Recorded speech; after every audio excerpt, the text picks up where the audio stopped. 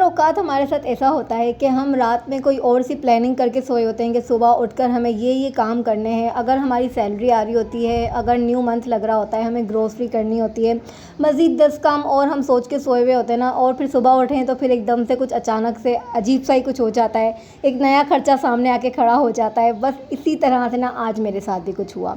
बस यहाँ पर सुबह का टाइम हो रहा था और मैंने बोला कि चले मैं पराठे बना लेती हूँ। तो हस्बैंड जो है ना ये लच्छेदार पराठे का पैकेट लेकर आए थे, टेस्ट करवाने के लिए लेकर आए थे कि पहले आप लोग खाकर देखो आप लोग को अच्छे लग रहे हैं कि नहीं लग रहे। अगर अच्छे होंगे तो मैं मज़ीद और ला दूँगा ना, क्योंकि इशाल मानूर को अक्सर शाम में भूख लग रही होती है, मुझे लग रही होती है, चाय के साथ हमें कुछ खाना पीना होता है। और कुछ भी जब घर में ना हो ना तो ये इस तरह से पराठे वगैरह पड़े होते हैं, तो वो भी हम लोग शाम में एंजॉय कर लेते हैं। तो इसलिए हस्बैंड ने कहा था कि शाम के लिए आप लोग के लिए ना बेस्ट रहेंगे। तो आज इन्होंने सुबह में ही ना हमें कहा कि ट्राई कर लो, अगर अच्छे होंगे तो मैं रात को और मज़ीद लेकर आ जाऊँगा।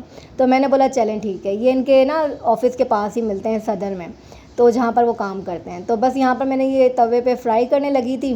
रात में जो क्या हुआ ना हमारे साथ, के मानो विशाल कब से कह रही है मम्मा है ना फ्रिज में से कुछ आवाज़ें आ रही है, फ्रिज में से कुछ आवाज़ें आ रही हैं। मुझे लगा कि माउस आ गया है, मैंने पूरे फ्रिज की तलाशी ले ली। मैंने बोला आखिर हो क्या रहा है, कहाँ से आवाज़ें आ रही है, कुछ पता नहीं चला। फिर जब सुबह उठे ना तो बस फ्रिज की कूलिंग ख़त्म हो चुकी हुई थी, वो पीछे से फ्रिज की आवाज़ें आ रही थी और उसका जो कंप्रेसर होता है ना वो तबाह बर्बाद हो रहा था, ख़राब हो रहा था और हमें पता ही नहीं चला। तो बस वहाँ पर जो ना एक बड़ा ख़र्चा जो ना हमारे सर पर तैयार था कि भाई आप लोग सुबह उठ जाएं, तो फिर मैं जो ना फ्रिज ने कहना था कि मैं सुबह जो ना आप लोग के ऊपर बरस पड़ूँगा कि मैं ख़राब हो चुका हूँ। तो बस यहाँ पे नाश्ता वगैरह करके हम फ्री हुए ही थे, तो फ्रिज ने जो है ना जवाब दे दिया कि बस अब ख़राब हो चुका है। हस्बैंड ने फ्रिज वगैरह खोलकर चेक किया कि क्या हो रहा है, कूलिंग वगैरह ख़त्म हो चुकी हुई थी। तो बस लेके सर पकड़ के मैं बैठ गई कि मैंने आने वाले महीने के लिए क्या सोचा हुआ था कि मुझे क्या करना है क्या नहीं करना है, और एक बड़ा ख़र्चा यहाँ पर तैयार हो गया। तो बस जल्दी से हस्बैंड ने कॉल करी, फ्रिज वाले को बुलवाया कि भाई आकर चेक करके जाएँ आखिर क्या मसला है क्या नहीं है। मुझे लगा गैस ख़त्म हो गई होगी, फ्रिज का कुछ काम अब बढ़ गया होगा, लेकिन बहरहाल पता ये चला कि कंप्रेसर ख़राब हो गया। इसकी पूरी जो टैंकी होती है ना वो ही निकाल के भाई साहब लेकर चले गए। भाई वो जब लेके गए तो उसके ऊपर मज़ीद बहुत बड़ा ख़र्चा आ गया हमारे ऊपर, जो हमने सोचा नहीं था।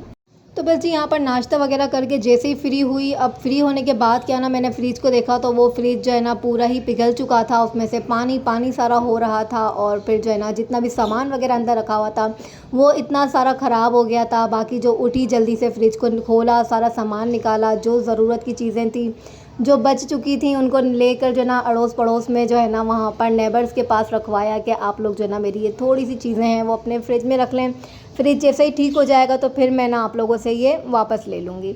तो बस माशाल्लाह से नेबर्स जो है ना वो बहुत अच्छे हैं, हम भी उनका सामान रखते हैं वो भी रखते हैं, एक दूसरे की मुसीबत में काम आते हैं, एक दूसरे का ख्याल रखते हैं। तो यही ज़िंदगी है कि हम जो है ना हुकूकुल बात यही है कि हम अपने पड़ोस का ख्याल रखें। तो माशाल्लाह से मेरे नेबर्स भी बहुत अच्छे हैं। तो बस उन्होंने कुछ सामान था मेरा वो रख लिया था अपने पास, और यहाँ पर अब जब फ्रिज पूरा पिघलने लगा था ना तो मुझे बेचैनी स्टार्ट हो गई थी। फ्रिज वाले भैया जो थे ना वो आए थे और पूरी टैंकी उठा के ले गए थे। मुझे कहा कि बाजी मैं 2 घंटे बाद वापस आऊँगा और जो है ना आपका ये काम वापस करके जाऊँगा। अब वो 2 घंटे जो थे ना वो मुझसे गुजर नहीं रहे थे। मैंने बोला कि जब तक ये 2 घंटे में भाई साहब आएँगे, नई टैंकी लेकर आएँगे या फिर जो भी है ना वो बना कर करके जाएँगे, तब तक तो मेरा फ्रिज ने जो है ना पिघल के ख़त्म ही हो जाना है। तो फिर क्या किया, मैंने बोला कि अब इस बहाने जो है ना फ्रिज को खोल दिया जाए, साफ़ कर लिया जाए, क्योंकि स्मेल आने लग गई थी, ख़राब हो गया था। फ्रिज तो रात भर भी बंद रहा, कूलिंग ख़त्म हो गई तो फ्रिज में स्मेल आ जाती है। तो मैंने फटाफट से जो है ना वो सर्फ़ साबुन वाली झाग बना ली थी और उसमें मीठा सोडा डाल दिया था थोड़ा सा, और बस जल्दी से जो है ना सारे फ्रिज को अच्छे से नीट एंड क्लीन कर लिया। पानी गिरता है ट्रे के अंदर तो ट्रे भी सारी ख़राब हो जाती है, ज़मीन के ऊपर पानी गिरता है, ज़मीन सारी ख़राब हो जाती है। फिर वो जो नीचे वाला हिस्सा फ्रिज का होता है हमारा फ्रीज़र का, तो वो भी सारा ख़राब हो जाता है। तो बेहतर ही होता है ना कि स्मेल आ रही है, अब आप लोगों ने धो लेना है। अच्छा ये मैंने कब वॉश किया था ना, बकरा ईद से 1 हफ़्ता पहले वॉश किया था। उसके बाद जो है ना मैं हल्का हल्का जो है ना इसके ऊपर जो है ना वेट टॉवल मार लेती हूँ, साफ़ कर लेती हूँ। जहाँ जहाँ मुझे थोड़ी सी चिकनाई नज़र आए, थोड़ा सा कुछ गिर गया है, कुछ साफ़ करना है, तो इस तरह से मैं दरवाज़ा वगैरह साफ़ कर लेती हूँ। बाहर का जो पोर्शन होता है ना पूरा फ्रिज का, वो तो डेली बेस पे उस पर डस्टिंग हो रही होती है, सफाई हो रही होती है, तो फ्रिज बिल्कुल साफ़ चमकदार आपको नज़र आ रहा है। अब बारी आती है ये अंदरूनी सामान की। तो भाई ये जो ट्रे होती है ना फ्रिज के अंदर की, ये सालों साल अंदर लगी रहती है। और मेरे फ्रिज को जो है ना तकरीबन 15 साल कंप्लीट हो चुके हैं। 15 साल पहले मैंने ये फ्रिज लिया था। जब मैं इस घर में रहने के लिए आई थी ना, तो मैं यहाँ पर नहीं आई थी रहने के लिए, पर मेरा फ्रिज जो है ना पहले ही आ गया था डब्बा पैक। तो वो यहाँ पर पड़ा रहता था और मेरे नेबर्स देख देख के हंसते थे कि बोला ये तो रहने नहीं आई और उसका फ्रिज पहले ही आ गया है नया निकोरा। तो बस मुझे फिर आते आते जो ना 6-7 महीने लग गए थे घर में, लेकिन फ्रिज जो है ना पहले ही आ गया। तो मतलब तकरीबन 15 साल इसे होने वाले हैं। तो उसकी वजह से जो है ना ये ट्रे जो है ना इतना हाल बुरा हो जाता है। जब जब हम फ्रिज खुलवाते हैं ना, मतलब फ्रिज में गैस भरवा रहे हैं, फ्रिज वाले भैया आ रहे हैं उसको वॉश कर रहे हैं, सफाई करने के लिए आ रहे हैं, तो तब जो है ना ये मैं ट्रे जो होती है पानी की, ये निकलवा लेती हूँ भैया जी से और कहती हूँ आप मुझे ये दे दें, मैं इसे अच्छे से वॉश कर लूँ, क्योंकि इसमें चिकनाई गिर जाती है। जब जब बकरा ईद आ रही है, जब जब कोई हम सामान रख रहे हैं तो उसमें ब्लड वाला पानी होता है, चिकना, कोई बच्चे आइसक्रीम खा रहे हैं, कुछ भी फ्रिज का जितना भी गंदगी वाला पानी होता है ना, वो सारा इस ट्रे में जमा हो रहा होता है। और ये ट्रे की हालत कुछ इस तरह से हो जाती है जब हम इसे वॉश नहीं करते हैं। तो जब जब मेरा फ्रिज खुलता है ना, और ये अंदर की साइड पर होती है, इसे मैं निकाल नहीं सकती हूँ। ये जो बैक साइड पर हमारा फ्रिज का सारा सामान लगा हुआ होता है ना, जहाँ पर गैस वगैरह होती है और कंप्रेसर वगैरह लगा हुआ होता है, ये उस साइड की टंकी होती है जो फ्रिज हम घुमा कर निकाल नहीं सकते हैं। ये फ्रिज वाले भाई आकर ही इसको जो है ना पेचकस से खोलते करते हैं और निकाल कर देते हैं। तो बस फिर मैंने कहा जब तक भैया जी फ्रिज बना रहे हैं, वो सामने बैठ के फ्रिज बना रहे थे और मैंने इनसे जो है ना ये ट्रे वगैरह ले ली 2-4, और फ्रिज तो मेरा वॉश मैंने कर लिया था। फिर मैंने बोला इसको जल्दी से इसकी सारी गंदगी निकालती हूँ, देखें कितनी कालक होती है। अब ये साफ़ हो जाएगी ना, अब 4-5 साल तक जो है ना मुझे टेंशन ही नहीं लेनी है। अब खुदा ना खास्ता फिर कभी फ्रिज में कोई मसला आया ना, तब जाके ये भैया जी से जो है ना फिर निकलवाऊँगी और इसे वॉश करूँगी। आज से तकरीबन मैंने 3 साल 4 साल पहले जो है ना फ्रिज के अंदर गैस डलवाई थी ना, तब मैंने ये ट्रे वॉश करी थी। अब ये दोबारा से, अब जो लोग करते ही नहीं है ना कभी कभी, तो फिर वो जो है ना पूरी भर जाती है। तो बस फिर क्या था, मैंने इसके ऊपर लेकर सारा सरफ़ वगैरह डाला और ये छोटा सा चुन्नू मुन्नू सा जो मैं ब्रश लेकर आई हूँ ना, ओह अल्लाह, ये इतना कमाल का है, इतना कमाल का है। जहाँ पे बड़े बड़े ब्रश काम नहीं करते ना, वहाँ पर ये चुन्ना मुन्ना सा जो ब्रश है ना वो काम कर जाता है। अच्छा, ये ट्रे के अंदर इतने ज़्यादा ये ना सेक्शन बने हुए थे, तो इनके अंदर कोई ब्रश ही नहीं लग रहा था। फिर मैंने बोला कि चलें ये चुन्ना मुन्ना सा ना इसी से सफाई कर लेती हूँ। इतनी अच्छी सफाई इसने करी है ना, मैं आपको क्या बताऊँ। तो बस यहाँ पर जल्दी जल्दी ट्रे वॉश करी। ये बैक साइड की ट्रे थी, फिर एक फ्रंट साइड पर जो ना वो ट्रे लगी हुई होती है, उसे तो हम डेली बेस पर निकाल कर जो है ना साफ़ कर लेते हैं। हफ्ते में निकाल लिया, महीने भर में निकाल लिया, तो फिर उसको हम वॉश कर लेते हैं। लेकिन ये वाली जो होती है ना, ये महीनों महीनों सालों सालों बाद भी जो है ना नहीं निकाली जाती। इसकी हालत आप लोगों ने देख ली है ना। ये 3 साल का जो है ना इसके अंदर कचरा जमा था, जो हम खुद से नहीं कर सकते, ये फ्रिज वाले भाई ही करके देते हैं। तो उन्होंने ही मुझे निकाल के दिया और बोला बाजी आप इसे वॉश करके दें, जब तक ये वॉश होगी, ड्राई होगी, तो फिर मैं जो है ना इसको वापस से फ़िक्स कर दूँगा, क्योंकि आप लोगों से ये फ़िक्स नहीं होने वाली। तो बस यहाँ पर जल्दी जल्दी से अपनी सफाई करी, फ्रिज की सफाई करी और साथ ही साथ ये ट्रे वगैरह वॉश करी। एकदम नीट एंड क्लीन हो गई। इसमें बहुत ज़्यादा चिकनाई जमा थी। अक्सर औक़ात ऐसा होता है ना, जब हमें फ्रिज में से स्मेल आ रही होती है, तो फिर ये इसी ट्रे की वजह से भी आ रही होती है, इसमें चिकनाई जमा हो जाती है। अच्छा, फ्रिज धोने के बाद हमेशा याद रखें कि मीठे सोडे का इस्तेमाल ज़रूर करें, कि एक मग्गे के अंदर पानी भरें, उसमें चमचा भर कर जो है ना आपने मीठा सोडा ऐड करना है और फिर उसी टॉवल से जो है ना उसी पानी से टॉवल को गीला करना है और पूरे फ्रिज के अंदर जो है ना सफाई कर लेनी है। इस तरह से क्या होगा ना, बर्फ़ आपकी जो है फ्रिज के अंदर बहुत ज़्यादा नहीं जमा होती है, खुद ब खुद पिघल के गिर जाती है। सलंग के सलंग जो स्लाइड्स होती है ना, वही ये पूरी की पूरी गिर जाती हैं। तो यहाँ पर जो है ना भाई काफ़ी टाइम गुजर चुका था। भाई साहब ने कहा था कि मैंने अब फ्रिज बना दिया है, आपको रात के 9 बजे तक जो है ना ये फ्रिज को खोलना नहीं है। मतलब 5 बजे तक आपने जो है ना इसके अंदर ट्रे वगैरह रख लेनी है, कूलिंग चेक करनी है, लेकिन जब सामान जो है ना वो आपको रात के 9 बजे ही रखना है और अब आपने फ्रिज खोल के नहीं देखना। तो यहाँ पर जो है ना शाम के 5 बजे का वक्त हो चुका था। मैंने अपने सारे काम वगैरह निपटा लिए थे। अब क्या हो गया ना, भाई साहब यहाँ पर बैठकर जो फ्रिज बना रहे थे, तो मैं कोई कैमरा लेके यहाँ से वहाँ घूम भी नहीं पा रही थी।